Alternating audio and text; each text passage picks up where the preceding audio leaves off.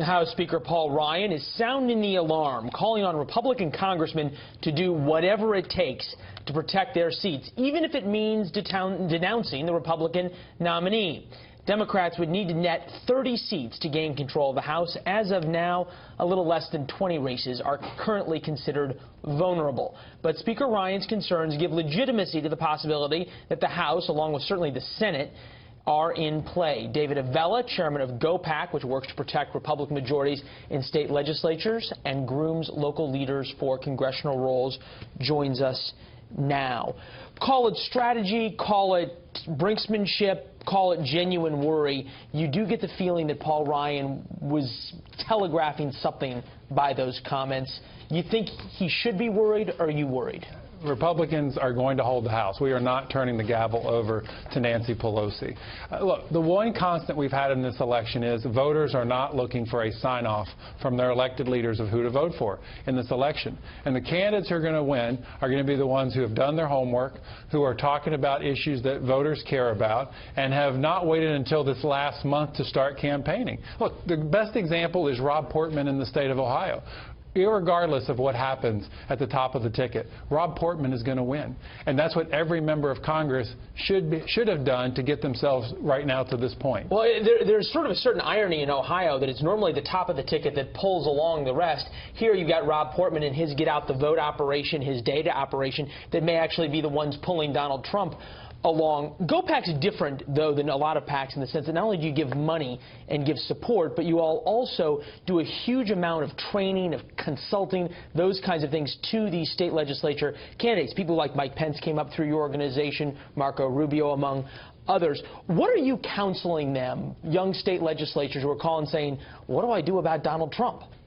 You need to be focused on your race. Look, at the end of the day, state legislators aren't going to do anything for or against the national legislative agenda.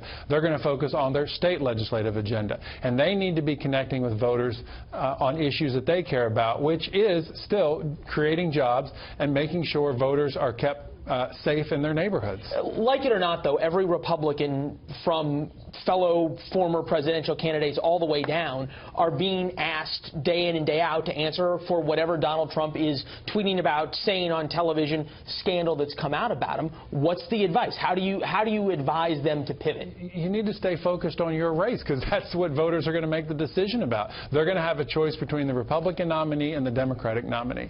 And these candidates, whether they are congressional candidates or state legislative candidates, need to be making sure voters know what they're going to do when they're put in office. You made an interesting point earlier when you said that for the first time, really, the idea of endorsements has meant absolutely nothing in this race. And we've seen that play out all the way from the primaries through now. How does that shift grassroots campaigning going forward? How does that shift the dynamics of House races and Senate races going forward? We need to make sure that every Republican turns out and votes for as many Republicans on the ballot as possible. And for many Americans, that's going to be the presidential race. In other races, it's going to be because their friend or their neighbor is running for a state legislative office and they're going to vote to help out their friend. You put all those people out, it's a united effect, and it elects a lot of Republicans. You guys have been extraordinarily successful in flipping state legislatures. There we're looking at the balance of power in the House. Some could argue that flipping state legislatures is equally important because you've got 50 of them.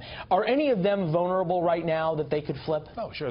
Look, we have 69 of 99 state legislative chambers, overwhelming majority of them. But we still have the chance to pick up the Kentucky State House. We have a chance to pick up the Washington State House. I mean, in a presidential year, you wouldn't think a state like Washington would go Republican at the state level. We have a great chance there. We have a chance to pick up the Colorado State House. If you're looking at where we need to defend, we need to make sure we hold our majorities in the North Carolina House, in New Mexico, in Nevada, in Arizona. So, you know, it's going to be an exciting night on election night. Well, you just mentioned a couple of key swing states: North Carolina, Arizona, Nevada. All right. Exactly, and hence why it's going to be a fun night. Well, it always is. Dave Avella, appreciate you being here, sir. Thank you. Thanks so much.